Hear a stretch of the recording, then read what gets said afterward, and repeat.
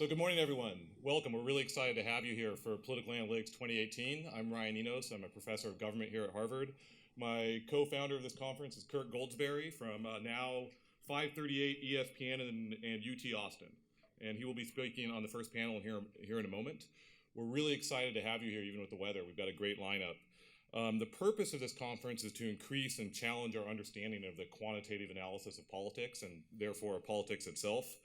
And we've been doing this for 3 years now. It's been 3 years since we started the conference, and I think it's safe to say that the quantity and quality and the reach of political analytics has grown tremendously even in that time. And of course, even just the last 2 years, one thing we can agree on through all the tumultuous politics these last 2 years is that we can agree the analysis of politics is important. So we're really looking forward to what we have going here today. This conference is also organized by Stephen Pettigrew of the University of Pennsylvania and NBC News, and Shannon McGregor of the University of Utah. We want to thank Meg Schwensfire for helping us to organize this year as well. The conference is hosted by the Center for American Political Studies at Harvard, and Stephen Nsalabeher is the director of that. We also want to thank Laura Donaldson for her tremendous organizational efforts to make the conference happen. We want to thank our supporters of this conference that helped to put it on, which include Mark Penn and Dritan Nesho and Harris X. Also Gary King and the Institute for Quantitative Social Science, and Charles Stewart and the MIT Election Science and Data Lab. So just a couple things that we need to note, of course. There's coffee at every break, so make sure you enjoy that and keep the conversation going. We should also say that you need to remember our hashtag, which is Political Analytics 2018. And please stick around for the reception that happens at the end. Okay. But see, now I'm done, so... The last thing I'll say is one of the really exciting innovations of this conference is we don't only talk about analytics, we also do analytics in a very short time, which is the Hackathon. And Stephen Pettigrew is going to come up and talk about the Hackathon, which you're going to see throughout the day. Yeah, so as Ryan said, I'm Stephen Pettigrew. I work at the University of Pennsylvania and at NBC News. And so our conference sort of started yesterday. We had an event where we had 16 people working on this hackathon in this building and across the street all day. They worked for about 7 hours, and so their basic task was we gave them a bunch of data, all of which has been generated in the last week during the midterms or over the past few months in terms of polling. And their task was to basically tell us something interesting about what just happened. And we sort of intentionally left the charge a bit vague so that they could have a lot of creativity in what they did. And so what you'll see today, before and after several of the panels, is you'll see the undergrads who are on these teams. They're going to be presenting some of what they found. And so one of the things that makes this hackathon a little bit unique is that it isn't just entirely groups of undergrads who are working on this. We have on each team one undergraduate, a political scientist or researcher, and then a couple people who kind of are political professionals, somebody in the media or in a consulting firm or in something of that capacity. And so we put all these minds together.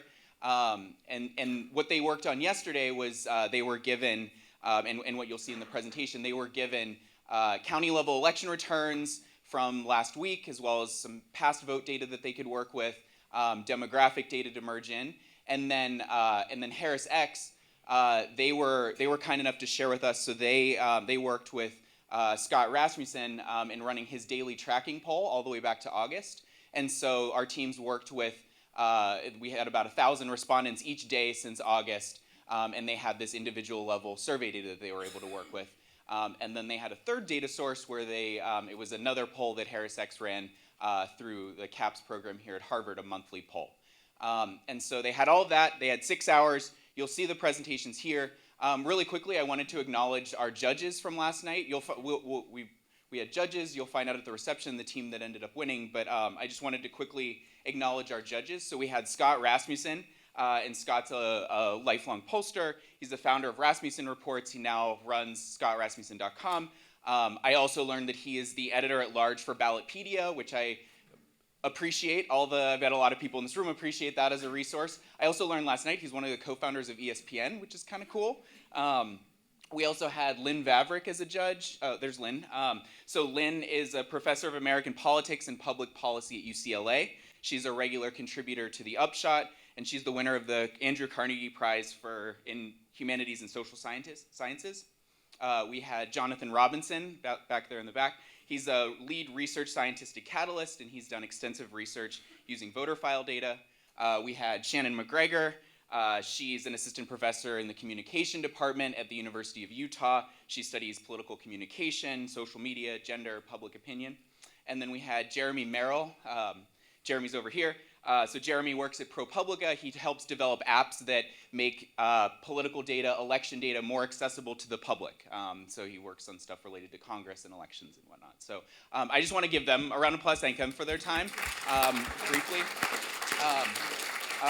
And in just a second, we're going to have Dritan Nesho. He runs Harvard X, or Harris X, and is going to talk a bit about that. But just really quickly, going forward with this conference, we intend to keep doing this hackathon as an exciting piece of it. And because a big piece of it is recruiting people from the professional world to participate. If, as you're watching these presentations, if you or maybe you or somebody at your organization, if you think you might be interested in participating in this in future years, come talk to me. Give me your business card. Make my life easier to find people to do this in the future. That would be great. So I'm going to pass it off to Dritan. Thanks, everybody. I'll keep this very short, but I'd like to say that it's a pleasure to be here for the third year. And Ryan and Kirk, you've built truly something special, and it's wonderful to see it grow. I would encourage everyone to access all of the data sources. So we work together with Scott and scottrasmussen.com on a daily political tracker, which not only captures all of the important indices that everyone cares about in the moment, but actually goes quite deep. So I encourage you to go and look at that source of daily data. Stephen Ansalabeher, CAPS, together with Mark Penn and myself, run the Harvard CAPS Harris poll. This is a monthly poll. It's about a 35-minute poll. Goes very much in depth onto the big topics of the day. And you can find all of that data at harvardharrispoll.com.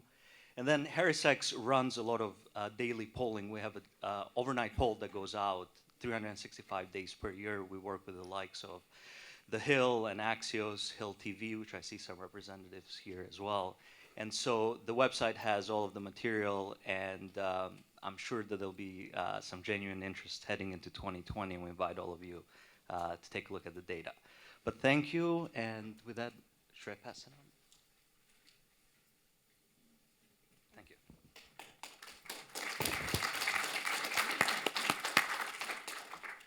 Hi, everyone. My name is Meg Schwensfire, and I'm a second-year student here in the Harvard Government Department. Thank you all for coming, and I'm excited to introduce today's first panel, which is Measuring and Mapping the Midterms. First, we have Nate Cohn, a writer for The Upshot at the New York Times, who writes frequently on polling, demographics, and elections, and his team did some really innovative live polling this cycle that hopefully we'll get to hear about. And next, we have Amanda Cox, who's the editor of The Upshot at the New York Times and an expert in visual journalism, including graphics, interactives, and multimedia. And her work has transformed the coverage of elections for the New York Times. We were supposed to have Mark Penn, but unfortunately he couldn't make it because of the weather. And then the panel will be moderated by Kirk Goldsberry, a writer covering the NBA at ESPN and politics at 538. His first book, Sprawl Ball, comes out in April, and he also teaches at the University of Texas. So thank you all for being here, and we're excited to hear what this panel has to say. Thank you. Thank you, guys. Am I on? Am I on? Before we begin, a special thanks to everybody who came here, because Lord knows it wasn't easy for a lot of us. Some of us didn't make it, but for those who did, who are here, who sat on a tarmac, or maybe, I believe one of our most important guests bought 2 or 3 plane tickets and 2 or 3 Amtrak tickets just to get up here yesterday. So I thank you. For those of you who just walked here from Harvard Square, you know, that was still an ordeal. But I know Amanda had issues, and I had some challenges. But thank you guys for showing up here in this cruddy weather. But that brings us to our panel, Mapping and Measuring. And I think Amanda's introduction was a little bit understated. I think she's responsible for some of the most iconic sort of internet projects in this domain that we've seen for, what, a decade now? How long have you been there? 12 years. 12 years? But maybe I wasn't good at the beginning. You weren't good so for a while. I don't know. And, but you're great now. It's phenomenal, and you have changed the way we experience and understand politics in America. So I applaud you. And Nate, I would say the same thing. As big fans of the Times and your continued excellence. But let's talk about the midterms. And I want to start with just general reflections. And Nate, you have a lot of reflections. So let's start with you. What are your big high-level takeaways from what happened a couple weeks ago here in America? In terms of the result? And the result. I thought that there are really two ways to look at it. One was just that it was a great night for the Democrats. They will win the national popular vote by something like 7.5 points, maybe more than that when all the votes are counted. They will flip nearly 40 House seats. They'll flip some governor seats. They'll do well in many of the places where they've struggled recently, like in the upper Midwest, while at the same time showing real signs of strength in some states in the Sun Belt where they've long hoped to break through. And sometimes they didn't, but they certainly came closer this time. And then I think the other half of the picture, which is not as nice for the Democrats, is that this was an election where, with a very polarized electorate that broke down along lines that were pretty reminiscent of 2016. Those lines are not very favorable to the Democrats in American politics right now, given the structural disadvantages they face in the Electoral College and the Senate. I think it's extremely impressive what they managed to pull off in the House in spite of those structural disadvantages. But even in a night where they won by 7+ points in the national vote, there were still important signs of weakness for them in some states that really matter in both the Electoral College and certainly in the Senate.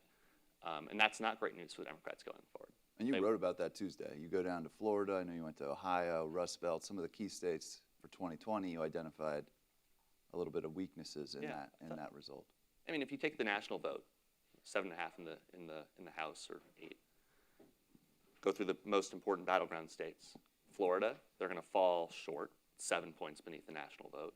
Arizona, they're going to win by 2, which is good and an important breakthrough for them, but still maybe it's not the sort of state you would want to count on.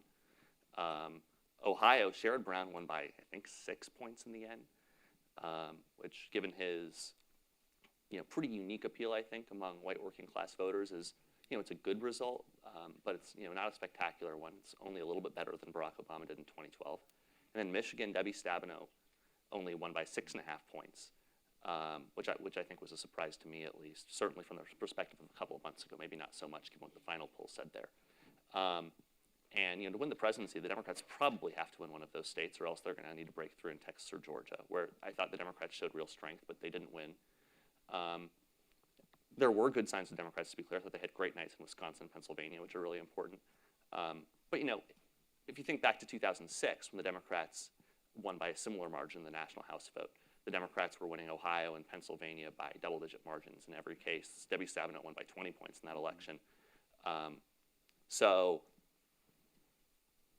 In terms of the way the Electoral College breaks down, it's not as pretty of a picture for the Democrats as it would have been a decade ago. Yeah, the structural disadvantages are remarkable. And I think one of the things I've noticed in the discourse recently is more people talking about that. I don't think there's much to be done about that. How do you show that? And I know I want to get to a map or two that does a good job of showing the game board congruently as it is. How do you guys approach these structural disadvantages? Because as you say, this is several elections in my lifetime now where the big number goes one way and the people go to Washington doesn't necessarily reflect that big number. No, but this year is going to match super well in the House, right? Like, it's going to match very, very well what percentage of the vote you get and what percentage of House seats you get. I mean, your general question, I think, gerrymandering as a topic is home to, like, the worst graphics on the planet. Like, often ones that are just, like, not super educated, but look squiggly and cool. So I don't have the answer to the broader question, but I don't think this year is, like, a great disconnect year in terms of votes to results. That mapping seems pretty one-to-one. Well, the House is sort of congruent in that sense, but the Senate, I remember watching the election. I live in Texas and watching the Beto Cruz returns come in, and I just was focused on the number of human beings that were voting, and obsessing over the result as well, but just like seeing Texas one senator get there were 8.2 million people who voted. Then you look at North Dakota, and a group of voters that couldn't fill our football stadium in Austin sent a senator to Washington. Stadium gets bigger by the day. Yeah. So we think about everything in terms of football in Texas. But yeah, I think that's interesting. And I do think, like, yeah, this will come up later, but gerrymandering is one of the more challenging things to map in general, because these people are drawing the most bizarre, hard to understand polygons they can do, and it's just very hard to communicate gerrymandering. Have you guys broken through? Have you learned any tricks in that sense? I would argue no. I also think that I think that, and I don't know if this is what Amanda was referring to, but people like to focus on the strangest shapes, and those aren't always the most gerrymandered districts. Like if I were giving out an MVP award for, best gerrymander of the cycle, it might be like Ohio 1, which is a little bit of a weird shape, but it's not one of these crazy snakes. Is that an award show that I can go to, the gerrymandering awards? I would love to host a gerrymandering award show. We'll go to the Jerry's. Yeah, you could host it. Actually, Stephen would be a good host too. But yeah, the Jerry. So Ohio 1. But yeah, that's an interesting thing. But I think the issue is framed around the salamander and the Jerry and the whole story. And these crazy shapes are at the heart of the issue. But to your point, they're not necessarily the most scheming versions. How have you guys gone about sort of trying to inform an audience that's more and more wonky and more interested in intricacies of things like gerrymandering? Are there particular projects that you think have been very successful in that way? Have an example? I don't have a good example of something that I think was particularly successful in gerrymandering specifically. Yeah. I like my wave graphic that no one else likes, the hill and the wave. Oh, yeah. Yeah, it's a very hard thing to communicate. Yeah. I would just say that that's a code yet to be cracked in our sort of field. Communicating this, Yeah, I mean, showing it. we had lots of ideas early in the cycle, and actually going all the way back to 2013 when I first joined, about how to talk about and show gerrymandering. Yeah. We actually invested a surprising amount of time in a map of Pennsylvania that has never been published. We put some of that to work when Pennsylvania ultimately was redistricted this year. Yeah. But trying to show people, trying to break down the difference between the Democratic geographic disadvantage, where Yeah. like they're wasting too many votes in Philadelphia, versus the the gerrymandered part of it, where the suburbs are being carved up in ways that are disadvantaged or in ways that disadvantage the Democrats. It's very difficult to show people in a way that's persuasive, I think. It's very difficult at the state level, a map of Pennsylvania, to zoom into Harrisburg and show the malicious act. You can't show that. You can't zoom back out to the entire Keystone State and see that. And I think, like, even when you are zoomed in on Harrisburg and you see the edges, it's very complex and people have a hard time. I mean, there's some cases where it's so extreme, and Pennsylvania is probably one of the ones that comes closest, where like, yeah, okay, I can watch the lines dance around Reading or whatever and see Yeah. that they really didn't want, Ryan Costello to have to deal with voters from Reading. Yeah. But yeah, I mean, in seeing the big picture and the way that the choices fit together is really challenging. When the new map came out in Pennsylvania, we broke it down district by district, and you could see a before and after that compared the new district to the one that came closest to the district that preceded it. Sometimes, like the Reading example, it was very easy to see how it snapped into focus. Yeah. But the accumulated effect of all of the choices is what really adds up, and that's very difficult to explain to people. I remember at one point I took a screenshot of Pennsylvania, and I had little arrows Yeah. that purported to show the choices that moved the map around in a way that got Democrats to a better spot. But I don't think that was very successful, even if it ended up in some Republican litigation and like a legal brief. And it's like, here's this map of Pennsylvania with yellow arrows, and I certainly don't think any judge understood what they were looking at. Well, that's good. Yeah, if the judges can't understand, we're in trouble. But it is for the students out there. I think it's a challenge to think about. Like it's shaping the American, government, and we're having a hard time in our realm, sort of communicating about it. And I think young people can help us break through. Speaking of breakthroughs, when you have Amanda Cox on a panel, I'd like to show. Are we all queued up? I want to show some of the slides. So I'll go over here. Amanda, what are we going to look at this first slide? I guess it's a video. Can you take us through it? Yeah, can we play it? So this was sort of our stunt for much of the midterm cycle, where what we're watching is we're watching a poll of one of the most popular House races, the Kentucky 6. And the difference between this and a normal poll, in a lot of ways, is just a normal poll, except we're sort of streaming the data live after every phone call. And so when one of the designers, her name is Eden, and she's a motion designer, and she was first making these sketches. And they were magnificent because every dot was like red or blue, and the data like streamed really fast. But in reality, lots of polling these days, telephone polling, is just like nothingness, right? Like it's just no, someone didn't answer, and someone didn't answer, and then someone didn't answer again. But this was, in our effort, I think we felt like coming out of 2016. We weren't certain that people understood in part what polls were and why they were difficult or why they were good or why they were rigorous.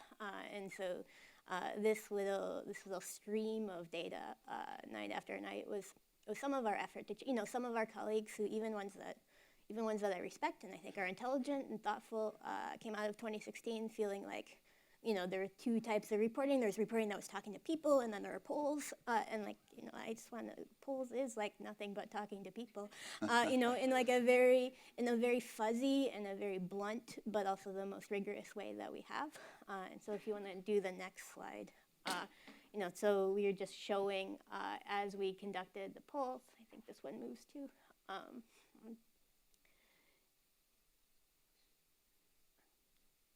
think they're wrong. These are just dots all night long about, who we are calling and why we're trying to call them. And then every day when we make these maps, we give them a grade. Nate would give them a gerrymandering grade, and Kevin Qualey, our colleague, would give them a water grade about how the lakes looked like. I thought I chose a different one. I thought I chose a Finger Lakes one, but this is a fine district too. And then if you want to do the next slide. This is also, this is a time series of how our poll played out over time. And this is New Mexico 2, Social Tourist Small.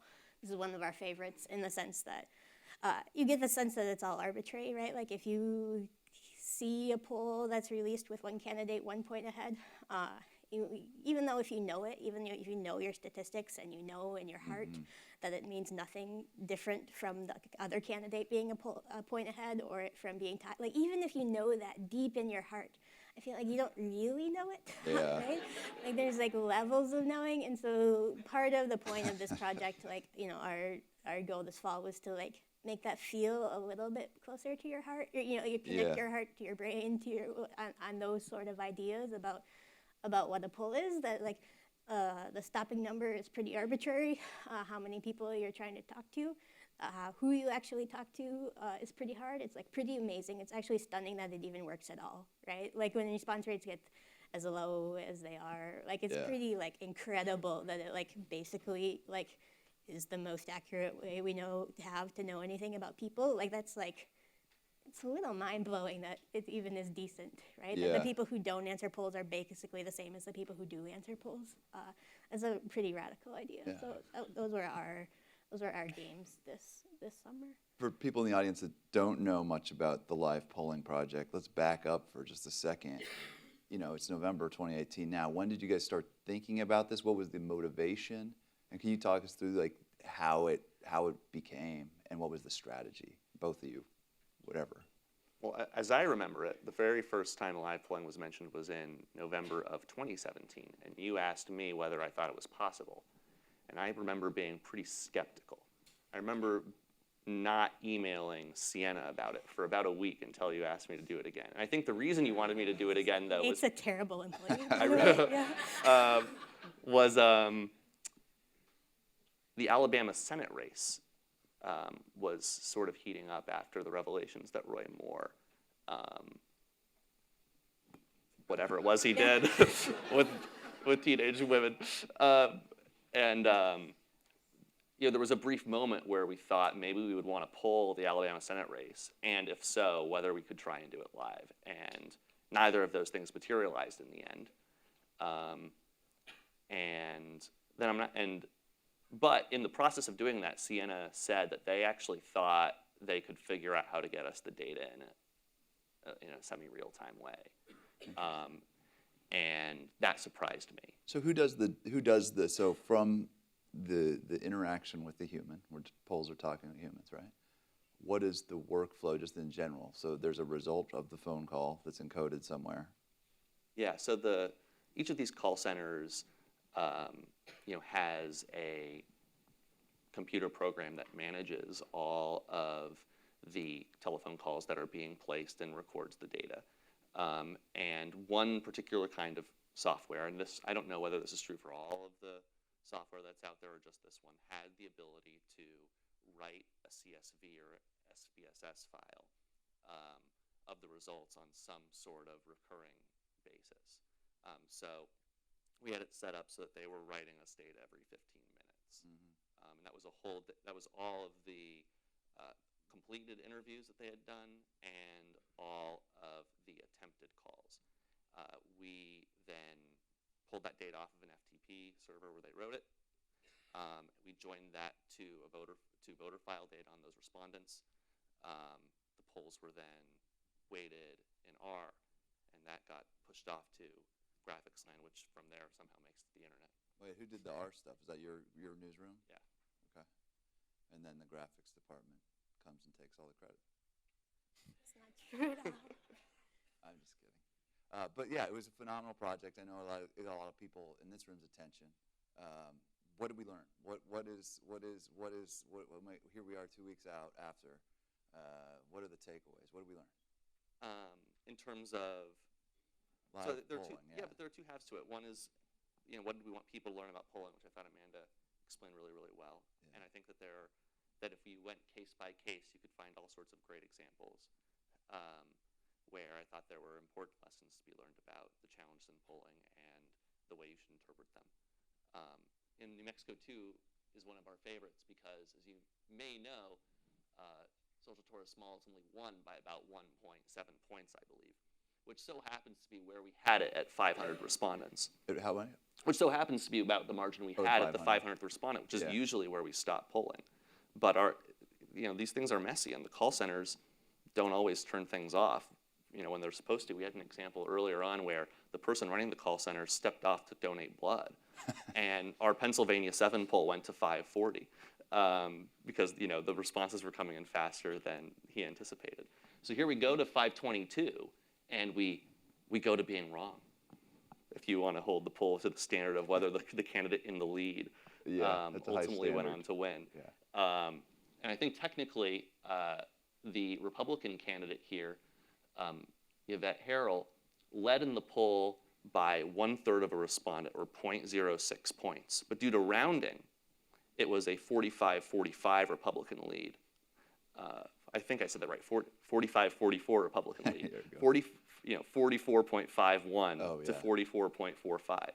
So here we have a poll that did not get any worse from a quality standpoint between the 500 and 522nd respondent, but went from having a poll that people would have said nailed the result to one that would have seemed to have been off, seemed to have showed the wrong candidate in the lead, and by a margin significantly greater than the poll actually showed anyway due to rounding.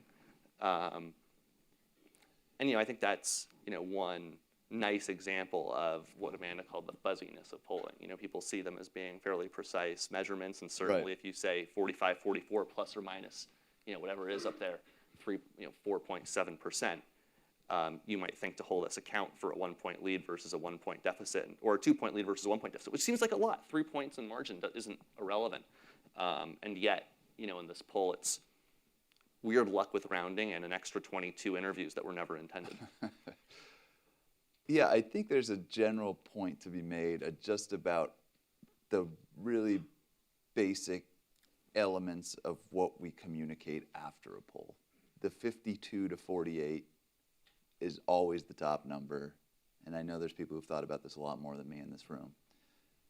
Are we doing people a disservice? As somebody who is rooting for Beto in Texas, and 60% of the votes are in, and oh my God, he's up 3 points. What are we doing to people like me in my living room? Is it well, we have an responsible? answer for you on that one already. We do election night forecasting already that I think helps clear up where the votes are are yet to come, and I No, don't and think you we guys ever would have had Beto. Make no in the lead. mistake, you're Yeah. ahead of everybody else, particularly cable news in that regard. But you're not where you will be in 4 years, right? So you've now, like the 12 years, you've been good the whole time. I was kidding. But you've seen now, what, 3 or 4 of these nights that have just been massive in America, and you've seen the whole thing change. I mean, let's zoom out and talk about what are some of the broader changes in what we're telling the audience on this night and where we're going with those things. I think you see it get faster, right? I think you see this year, you see like alternative exit poll analysis come out faster in attempts to fight narratives that might not be 100% true on election night. I think you see the election night analysis get more sophisticated. People were always good at that, the people who do it professionally and for a living, but I think there's maybe a broader pool of sophistication. What do you know? I think that that's all true. I think that election night is always going to be really tough. You don't get to test for it in all the ways that you'd like to. Something inevitably goes wrong once it starts.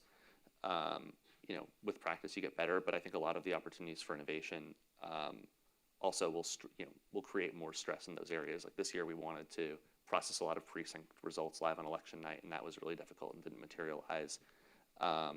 So I think that election night is huge. It's like it's obviously the biggest night of any given 2 to 4 year period in our area. But there are real challenges in doing it differently. I do think that one lesson of this election is that as American political figures, particularly on the right, question the veracity of the returns, that it becomes more and more important for us to set clear expectations for the way the results will come in. We know a lot about how we expect states to vote that we don't tell people.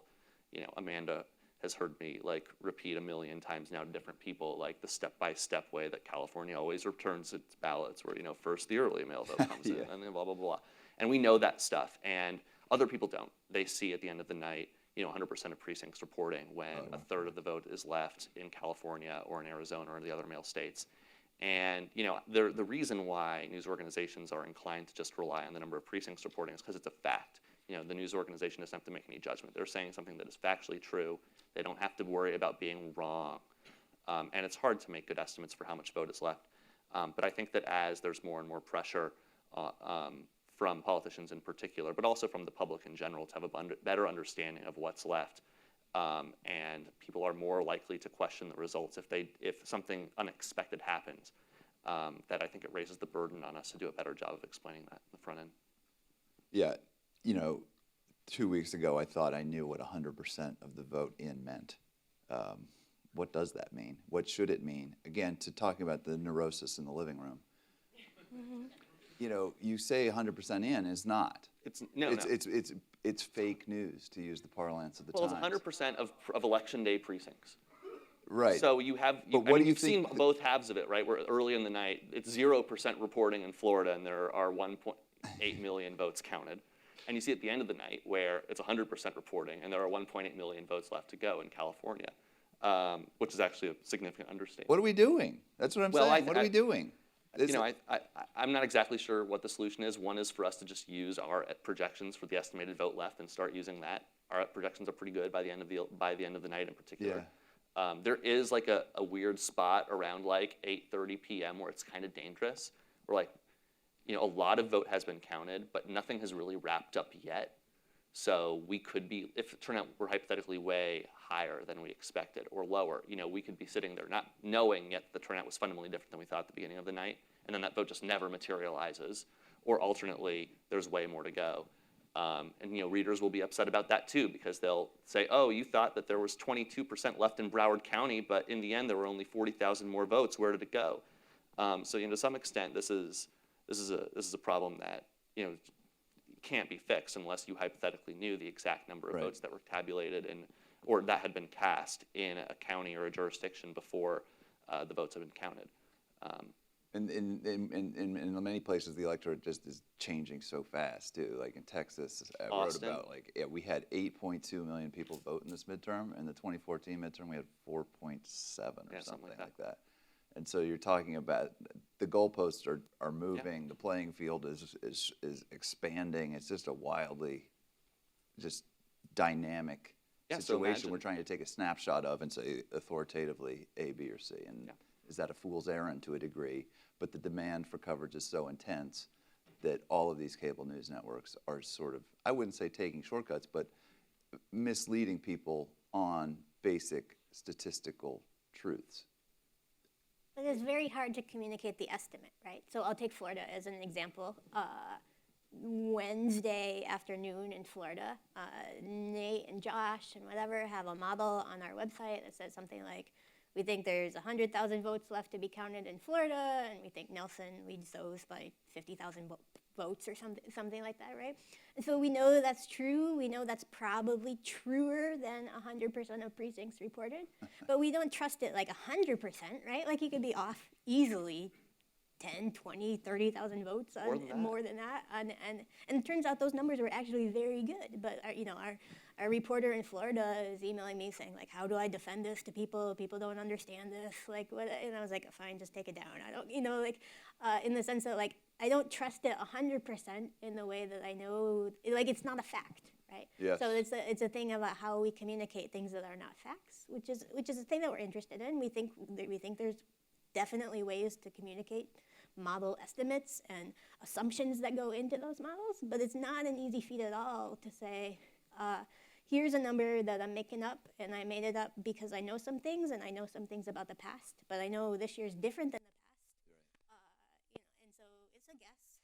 It's probably better than if I just tell you a fact, but that's a hard bar to say, like, I know the fact is wrong, so let me just give you this thing that's truer than true, right? So it's acceptable to the audience. And that's where I think the real bottleneck is, as technology has gotten us to where we are with this stuff. The new bottleneck is sort of the statistical literacy of the average NewYorkTimes.com subscriber or viewer or NBC News viewer. And I think that's sort of driving a lot of the choices. Even though we can do certain things, they can't decode certain things. I would put it more on us than on them, right? Okay. To our ability to describe what it is that we are doing. Yeah. I think probably, if we're the people getting paid to do it, probably that more of that burden lies on us. You mean, I'm the guy who's trying to put scatter plots on ESPN, so it's not going very well. So there's a thing there. Speaking of bottlenecks, one of the more remarkable maps, and it's my fault, guys, that we don't have a slide of this. I totally forgot it for the last 48 hours. The map from the entire electorate at the precinct level for 2016. One of the best maps you guys published in the last few years, in my opinion. Well, we have a fifth slide, or my is it on there? fifth slide is on there, yeah, because Yeah. I wanted to argue. So Yeah. this has sort of been the moonshot for a lot of us for years, right? Is this Next one, yeah. We're going to talk about this one too, though. This one?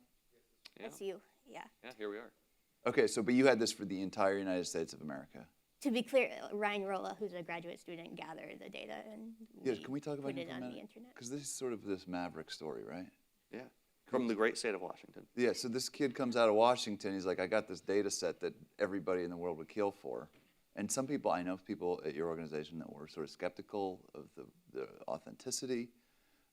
Let's talk about this project Well, from it's the some get-go. of the same questions that we're talking about percent reporting on election night, right? It's not perfect. It's not 100% perfect. There are precincts where he's drawing squares that are not 100% squares, right? He is willing to take shortcuts that people who use this data for purposes that need a lot of precision are rightfully unwilling to take, right? He's willing to map to 2010 census blocks when he has to and just mush it over. Right. There are a lot of early votes missing. in some There's places. early votes missing. Provisionals are missing. So he's willing to take shortcuts to say, here's a thing that is basically good enough for public consumption almost all of the time. And that's an interesting question, too. Yeah. How do you account for, the fact that early votes are missing in Maryland and they're different, and how much does it matter, and how misleading is it? But it is a stunning map, right? Like it's a very beautiful, the resolution of the map is, it's also sad because we've kind of reached the end of the road in the resolution, right? 30 years ago, a state map was cool, and 12 years ago, a county map was cool, and now a precinct. And so, like, you can't go much further. Like, you can get your like individual house estimate, but it's always just going to be an estimate. 4 years from now, you'll be talking about your real-time precinct map for all votes. I do have a dream that like we're not so far from. We struggled with precincts on this election night, but more and more states have become clarity state. The voter file makes generating the shape files for those states easier, and that's within our lifetime. Well, let's talk for about sure. that, because that's one of the headaches that we deal with behind the scenes that a lot of people don't see. Is there's no standard for these data sets coming out of a lot of the states. You don't know what you're getting into. Some states are very good and clean. Other states are nightmares. Oh yeah. Yeah. Nightmares. Why? What are we doing? It's 2018. Can we have a standard for these things? It's pretty important. This is a decentralized country where Yeah. elections are administered at the local level by underfunded counties, even big, large counties in Florida that ought to have the resources Right. and the historical memory to do it better. Let alone, rural Mississippi. Yeah. And I don't think that that's a problem that's going to solve itself anytime soon. No, I don't think so, but I wish it would. Yeah, it would be, yeah. Like, that'd you be guys nice. would have a lot more cool stuff up that'd there be if fun. you could. Yeah. It's like, where would that even come from? Like a standard? Or I think it'd have to be a federal law that mandated some kind of, standard for the way election results need to be reported, but that's not going to happen. You don't think so? Yeah. I Not don't in think this so. climate? I don't think so. It's not high on the list of things. I want to talk about another map, which I thought was the best cartogram of the cycle, which is this previous slide. And this is a perfect cartogram of the United States of America in 2018. I think the small breakthrough you guys here make is adding a little bit of negative space between the blocks, which makes just the grouping of the states so much more evident. Like, I know where Florida is, and I'm not confusing the Georgia squares with the Florida squares. Now, when it's contiguous, that often happens. Can you talk us through just this basic project? Who do we give credit for this? Whose idea was it to blow up the states a little bit? Our friends in graphics, and so I can't speak with a ton of authority Yeah. about, I did see many sketches in the Slack channel, and many people have opinions about what the right answer is or the wrong answer. The reason I threw that precinct map in at the end is because when we published that, there was should have been a cartogram police coming out, which is like the worst part of the internet, maybe. Yeah. Oh my God, it is. And it's, Those people are crazy. And completely wrong. But so that's this question: should we show it as dots? Are they how much geography do you preserve? And Yeah. we're not the first people to split it up by state, but it's just it's a problem that many people have approached. It's just that the House map is totally unintelligible if you don't do something. Yes, right? I So you have agree. to do something. This is the most congruent depiction of the House of Representatives election that you can have, right? Because if you try to do the districts, the small ones are the most, you can't, they don't show up, and the big ones, in a traditional choropleth setting, it's very misleading. It's election mapping 101. Though I'm pretty sure, we had enough fires on election night, but I'm pretty sure that the default all night was a standard map, right? Like, so this, on our website, Yeah. this is a tab click away, which in the internet, a tab click away might as well not exist. Do you think like your audience is getting more familiar with these, more fluent in these alternative visualizations than a traditional map? Because I would argue this is a better depiction of what happened and how to look at this than a traditional to scale map of the United States. But do you think when you started doing this 12 years ago, that just people had no idea, but now they're gaining sort of comfort with these artifacts? We were heartened. There was a tweet a few days after Election Day that went viral about what a delightful cartogram this is. Far past the people who Did I far send it? past I didn't send geographers. it. I should don't have know. Far. It was popular. Hundreds of thousands of people. Has to be relatively mainstream idea about how to, and so we're like, you know, it's nice Twitter when people are excited about Nice Twitter. cartogram. It's rare. Yeah, It's rare, it's especially rare. in politics Yeah. 2018. We want to talk about, we want to have some questions, right? We want to make this whole day more conversational and more interactive. Who has questions for these fine people? Yes, sir. I teach a data science course at Harvard. I teach a data science course at Harvard, and thank you for making that upshot polling data available. We used it for problem sets, for the midterm. The kids are working on a project with it right now, so thanks. And I guess my question is, any plans to release more of that data? Because I wanted to have the kids replicate various of your tables, and so we were able to replicate a lot of the results, including that Kentucky race and the main race. But what about the data to do there wasn't timing data to see when the poll was taken, so we couldn't replicate the chart of the uncertainty resolving. Do you plan on releasing more of that sort of stuff? Yeah, I think we added timestamps yesterday or 2 days ago. Someone asked for timestamps, so we added timestamps. You know, I am really proud that we released the data in real time. I do think that's like the world I want to live in. There are, like, you have to balance that a little bit with privacy. You know, I would like to release a lot more data than we released. You know, I'd like to release just basically everything so it's fully replicable from start to finish. And so, you know, if you have something in particular that you're missing, let us know and we can try to figure out if we can do it responsibly. But, you know, we'd like to give away as much as we can in a responsible way.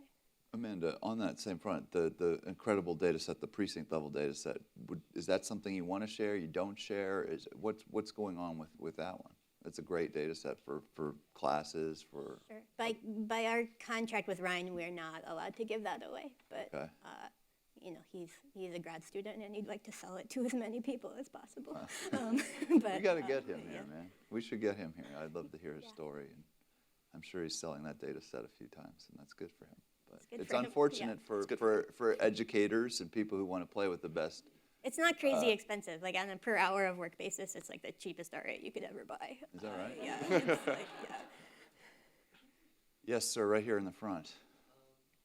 Hold on, wait for the microphone. Thank you. I was wondering if this is kind of, because I'm from New York, and there was a big thing that happened there where the state Senate flipped Democrat, being the first time there's been a trifecta for, I think, decades now. And I was wondering if maybe there could be some interest in more of that local, state level of like polling, because for a lot of the cases in the United States, there is that sense that the biggest changes that come across the country happen at the state level initially. Like, for example, if gay marriage or marijuana legalization, both of those are usually by state cases. And so a majority or so of states have that sort of legalization involved, and then it goes to the federal level. So I was wondering if maybe there could be some more, I guess, a little more emphasis on those sort of more local, state level elections. I mean, I think that there is a pretty considerable amount of emphasis on local and state issues at the times. I think that from a polling perspective, that it can often be very difficult to poll like a state Senate race in New York. I mean, you saw how many people it took to conduct a poll of a congressional district. I mean, if you apply those numbers to jurisdictions that are much smaller than that, you're calling everybody in order to do a poll.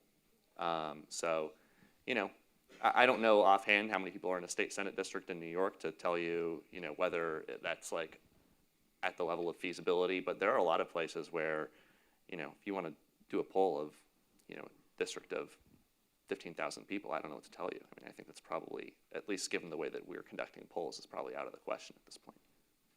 The other thing is, on election night, one of your challenges as an editor is there's a massive amount of news. Like, these statewide, you know, who curates, how do you go through, how many results were there? I mean, literally thousands, right? More than that, if you're talking statewide. Yeah, I mean, how do you curate, like, obviously this is one big one, the Senate's a big one. Sure. But down ticket, random state things that are very significant, how do you curate what's important to your audience in that sense? Yeah, the Times is maybe a little unique in that for a news organization, in that we have reporters in many states, and we have many metro reporters who care deeply about the New York Senate and can write intelligently about it and can flag what is actually interesting. You know, there are people on other desks, you know, monitoring what people are talking about on the internet or on cable news, or, you know, like, So by the fact that just the scale of our organization is large enough that it does provide coordination challenges, but I don't know of things that we like outright missed on election night that were super important. Well, your bias is slightly skewed towards New York.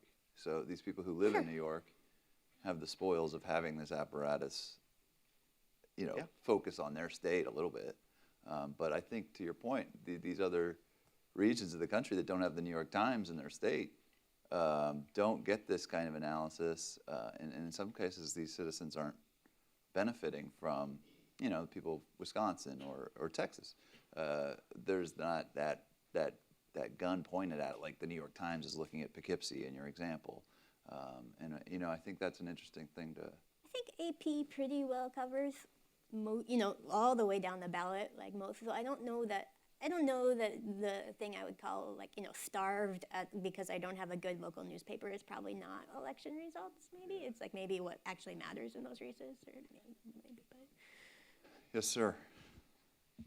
Yeah, I work with someone in the media who is not an analytics or data person, and I'm sort of curious what your take on what do sort of opinion writers, pundits, cable news people, what are the essential parts of polling and data today that they really need to understand, not to be experts, but to speak fluently and capably when they do bring these numbers into their analysis? For polling, specifically? Yeah, polling and data analysis of elections broadly. In terms of pre-election polling, I think the simple thing to tell anybody is that you should look at the average and know that they're pretty uncertain. And in terms of the post-election result, I would generally be pretty skeptical of reading too many easy narratives into the result that fit your political priors. Those are probably the two biggest things that I see go wrong on television. But I could probably come up with a list of 30 things potentially that people should keep in mind, but that would be my quick two. And as a geographer, I still think the spatial structure of the vote, especially after the vote, is really enlightening and tells a story that isn't being told quite enough. And I think people in cable news or in journalism could think about city versus suburb versus rural and these splits, because that's what I do for election. It's just very simple spatial treatment. Really tells the story, explains something a little bit differently than just the end result number. I think a lot of people are yearning for just a basic explanation of what happened here, and that's a geographic question. And it requires at least at some point a geographic answer. And that's why I think that what they're doing with the maps at the Times is phenomenal. 538 is doing with maps is phenomenal. But I just don't, I'm a cartographer, so I'm biased, but I wish there were more maps, and I wish there were more people thinking and reasoning spatially about these processes, because I think there's a lot of sort of interesting things there. Yeah, any other questions? Yes. You guys both mentioned some data visualizations or projects or data sets that didn't see the light of day. Which ones did you really want to, and kind of what prohibited them from making it to us? And when does the box set come out with all these unreleased tracks? I have to think about that. I only remembered the Pennsylvania one because it was prompted by the gerrymandering question, but there's a lot of stuff that I've worked on that hasn't materialized for one reason or another. I still dream about the ones about people who actually have a coherent set of beliefs. That those are hard visualizations because you don't want to just make them be like, haha, people are dumb, or But there are. That I think is something that is wrong often in coverage, to think that people have I've chosen my team and then they fall out. And so something about how teams are formed, that's one that is sort of never got off the ground, but I wish it had got off the ground. Speaking of getting off the ground, last time we talked, the dominant artifact of the 2016 coverage at the New York Times was your invention, the needle of anxiety, as I called it, the speedometer of terror. But I hope I don't even need a slide. You guys all know what I'm talking about, right? Brilliant but terrifying. And then this year, I talked to Nate last night. There was some issues with data sets coming from some local places. Is that right? Was that first? That was one. Yeah, that's a problem. How did you? So I know the reaction to that was incredible, right? 2 years ago. And then talk us through how people reacted to it and how that affected what you guys did this year in 2018. Yeah, so I think how you reacted to that on election night in 2016 depends a lot on what your party is. And there's actually a lot. That's fair. There's actually a lot of like disappointing responses about people who hated it in 2016 but loved it in Doug Jones in 2017. Even some of our journalist friends who would never tell you what their political beliefs are. They're very much showing your hands when you say I hated it in 2016 and I love it for That's Doug true, Jones, yeah. right? Like Yeah. that is a very not even well disguised set of opinions. And so we think that part of the reason that people feel very passionately about it in 2016 was because it was effective. And for someone like Nate, pink shaded Wisconsin told you the same thing as what the needle was telling you on that election night. If you don't carry that, or you don't carry the knowledge in your head about California votes by mail, and then it counts the election day, and then it votes the mail that came the last 3 days, or you, Beto in Texas, right? Like who's reported now and who's left, like where are my hopes? The needle just did a very effective job of capturing that. And in 2016, it delivered some news that some of our readers didn't want, and so they react to it. In part, it was new. There are things about it that people didn't understand, and so I think this year we tried to do a little bit more messaging ahead about, in part, like we solved the new problems because many people knew what it was and had seen it either on a Doug Jones or a Connor Lamb night, which was also a night that we got it off the ground, and then precinct results from one county foiled us on.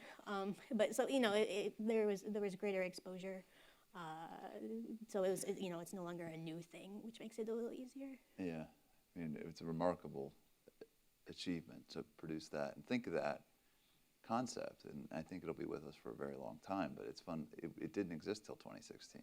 I mean, it did exist. It very much existed in networks who were, not in that form, not in visual, not published to your internet or your phone, but very much like many teams of people who are formally in some way trying to make sense of results, using past results and past demographic information and whatever. The thing that astonishes me, though, is that not only does it seem that the networks don't really want to play this game, even though they have all the data to do so, I'm not sure they really have an incentive to in some cases. I mean, we were talking last night about watching CNN or whatever, and 60% of the votes, and then Beto's ahead.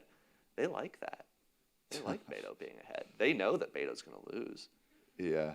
They knew it, but that's not what they're telling John King up there at his wall. Yeah. So, there's tension there between the way they'd like the election night to play out, where there's drama in the sequence of returns that we're trying to pull out of that. And, at any time the networks could play here, but I'm not sure that they want to. I agree, and I think there's this responsibility thing, and in the era where we're selling ads in between, these election night segments, like let's not pretend what we're doing here. There is sort of a conflict of interest, and the motivations aren't always pristine. I'd love to know how this is just purely speculating here, but I'd love to know how the communication works from the decision desk to the people on set. Or Stephen, I have no idea whether they get that information. Well, set. we have people in this room that can answer that question. I don't want to put anybody on the spot, but because watching it on television, it doesn't always seem Stephen, like it does. grab a microphone, please. Yell across the studio. Yeah. What's that? Somebody gonna call the Minnesota second? Is that how it goes? Does anyone know that Kabir Beto's and I going to work lose? at CBS, and NBC might be a little bit different. They try to make us part of the show, so we're like stuck in the back corner at the studio on 57th, and it's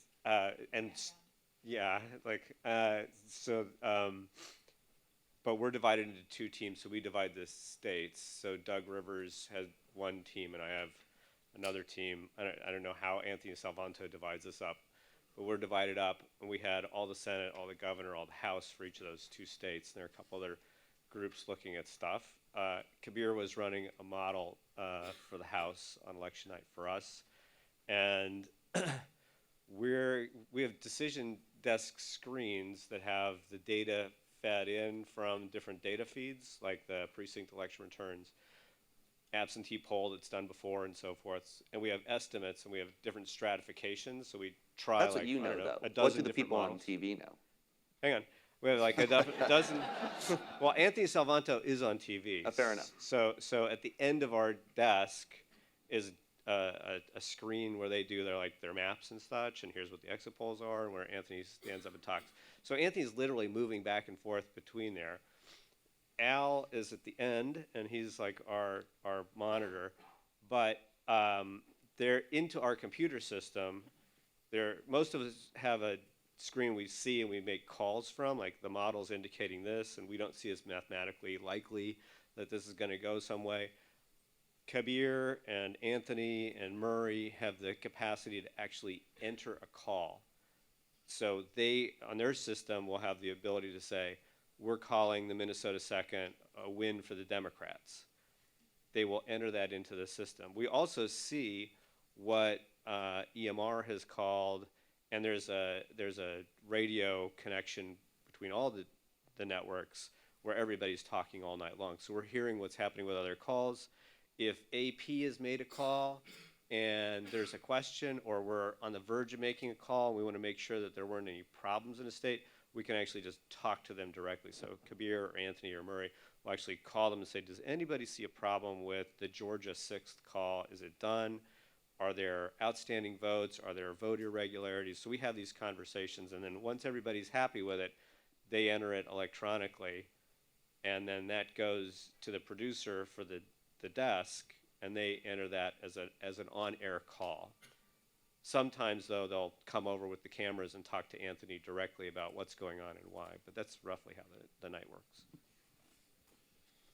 What do you think, Nate? Are you guys in the calling business? No, not yet. I don't know that we will be. I don't know that we want to be. Like, one of the fun things with the needle is, like, why do you need to call the race when we're telling you it's like 97 or whatever? You know, like, you know what we think. So, I don't know. Like, that's the joy of it. Like, that's the joy of it, too, right? Because 97, you always claim, like, well, that's good. It gives you an out, races, too. So we should get Steve's a few on the wrong. hook. Yeah. No, it's like a very... I'm perfectly fine waiting for the AP to do it at the end, and we've just told you for several hours that it was effectively over before then. Yeah. Yeah, I'm fine with that. That's an interesting. Yeah, no, they already have. Yeah. And maybe more to come.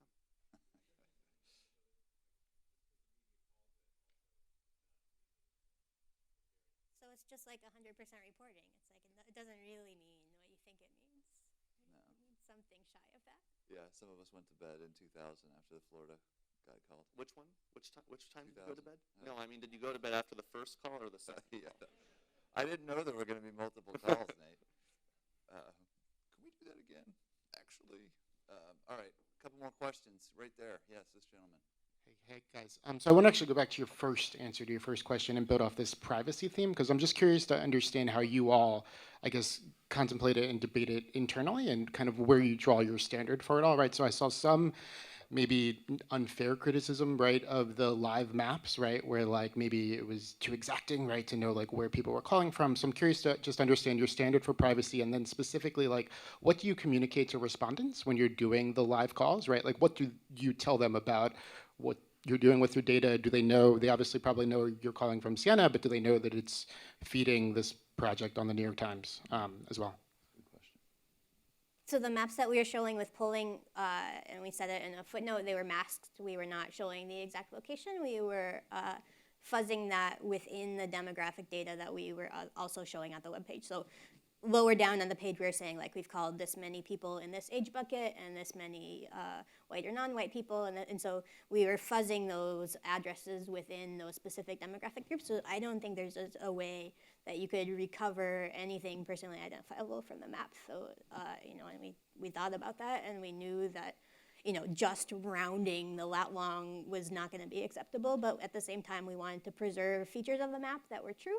Not that, you know, our maps were not dense enough that you could really see them, but I wanted the non-white people to live where the non-white people live, you know, because we do live in very segregated ways. So I don't think the criticism, you know, I didn't see a ton of that, but I don't think it's right that we were doing anything wrong with those maps. Yeah, I agree. In terms of the sort of data that we release, I mean, I think that at a congressional district level, you're down to a pretty small population. And so that there is more risk of exposing people with identifying information, especially when you're using an administrative data set like a voter file, where, if one thing I'd love to release for people to see is, what elections you voted in the past, which we know in every respondent. I don't think that's an option. I think that very quickly you would narrow things down. So, you're stuck with self-reported data for the most part, and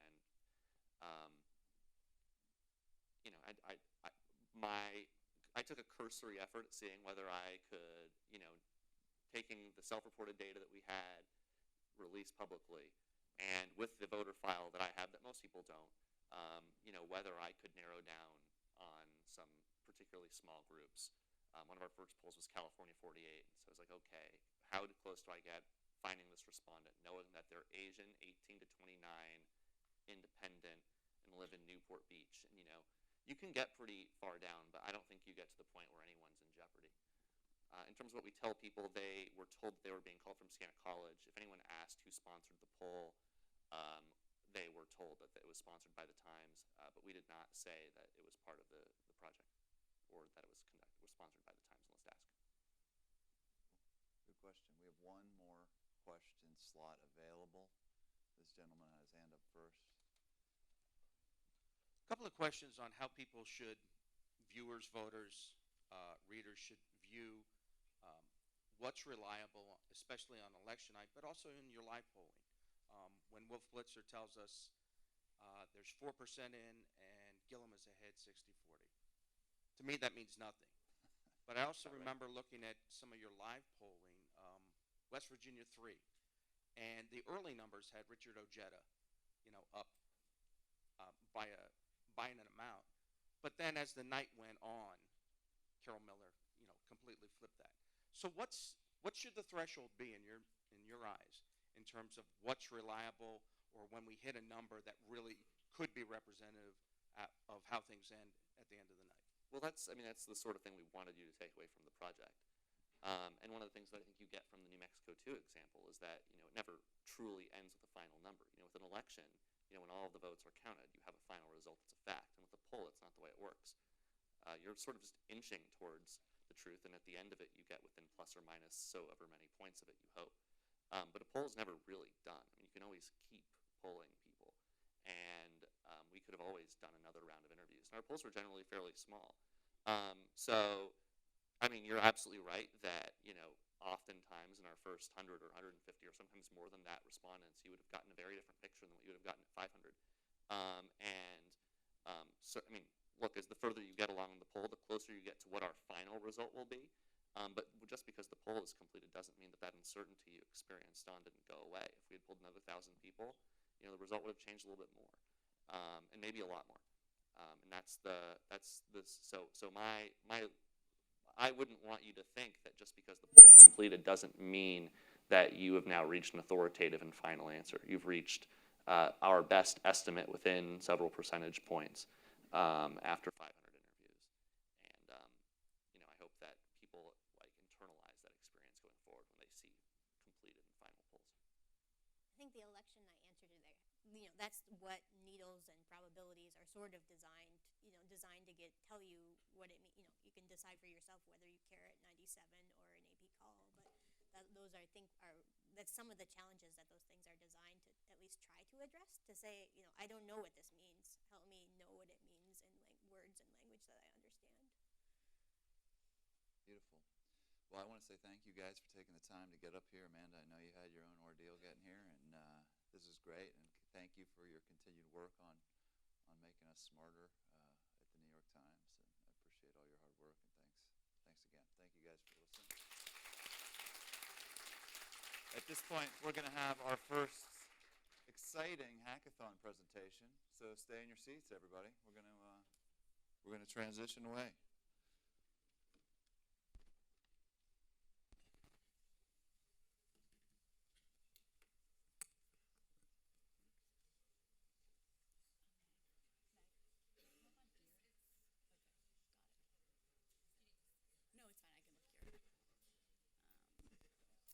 Okay, so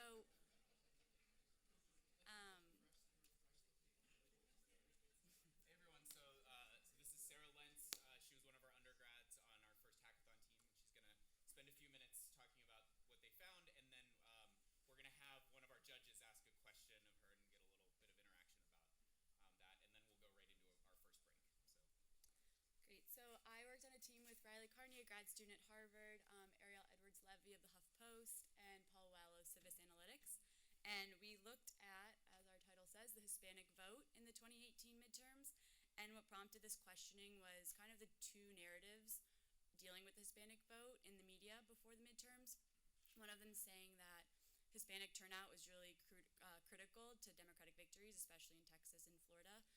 And then also that just questioning whether Trump's rhetoric and some of the Democratic messaging on the topic of immigration, how that would affect the Hispanic vote, whether it would push them away from Republicans or towards Democrats. So that's kind of what prompted our questioning.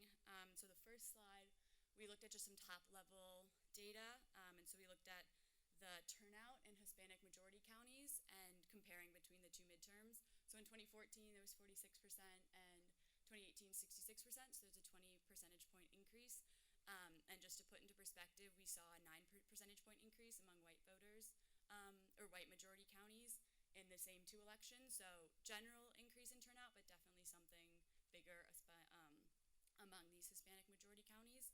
So kind of the logic would think that this increased turnout would help Democratic candidates in their races, but when we look at the vote share between the two elections, there was really no change.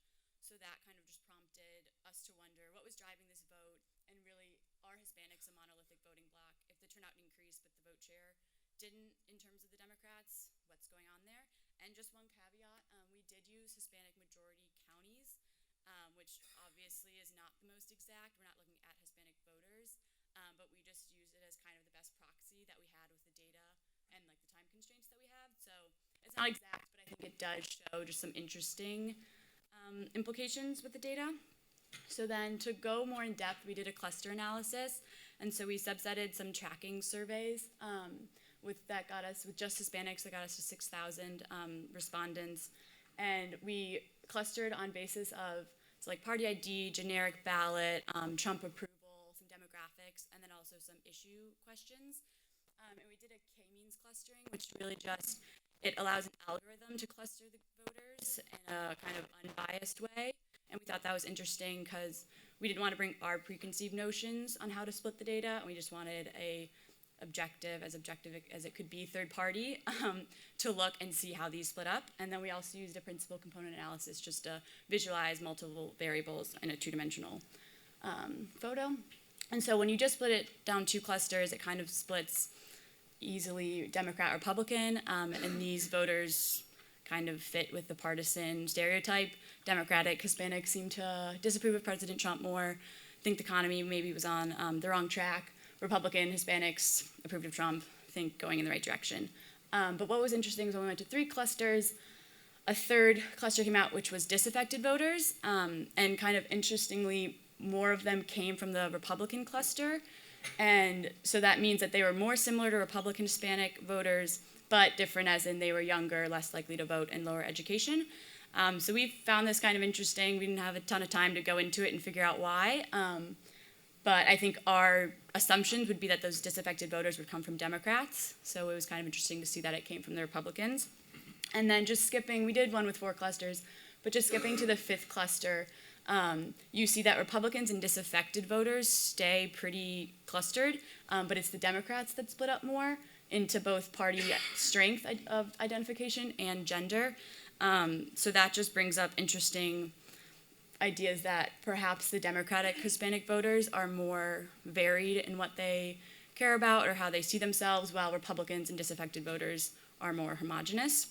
And one other thing that there isn't a slide, but we looked at Hispanic voters' approval of Trump compared to other races and whether they're Democrat or Republican, and it really does show that there's a break along party lines. Hispanic Republicans are much more like Republicans of other races than Hispanic Democrats, and vice versa. Hispanic Democrats are much more similar to Democrats of other races than Hispanic Republicans. So it is interesting that when you come down to it, Republicans vote as Republicans, and race is less of an important issue or an important grouping. And then just some future implications for future research. Would be interesting to look at what issues these different clusters found as the most important and whether immigration and immigration targeting was really effective to get them to turn out, or if they found other things like the economy or healthcare as their most pressing issue. And then finally, just if we were to run this cluster analysis with other racial groups, if the breakdowns would be similar that we saw with the Democrat, Republican, and disaffected, and things like that. So, yeah, thank you. We're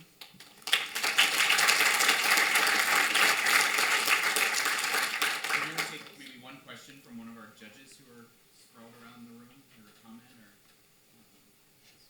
I was curious, like, if you had a working theory. So going into it, you thought the disaffected voters. Oh, sorry.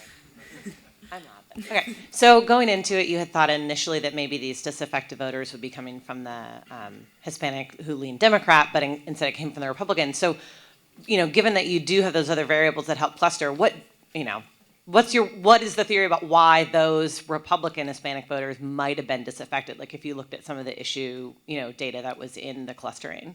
Yeah, I don't think we had a great answer. We did look at some issues, and we saw that the caravan didn't really affect Hispanic vote and things like that. So it might show that immigration wasn't as big of an issue for those, and maybe for the Democratic voters it was, and that's kind of what kept them, at least when we went to these three clusters, what kept them together, and then the disaffected broke out with Republicans, maybe on an issue of that, but it definitely would be something to look more into. I think our working theory is a little bit loose, just because it is a very unexpected result.